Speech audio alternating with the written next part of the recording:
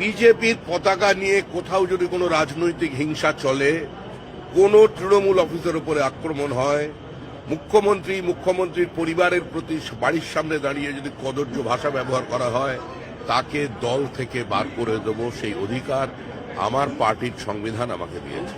এক, প্রশাসনকে দেখতে হবে বিজেপির পতাকা হাতে নিয়ে বা কেউ কোনো অটো স্ট্যান্ড, কোনো টোটো স্ট্যান্ড, কোনো কারখানা মালিকের থেকে যদি টাকা পয়সা চায়, নিতে চায়, কঠোরতম ব্যবস্থা নেবেন, তাকে গ্রেপ্তার করবেন, কোনো রং দেখে কাজ করবেন না।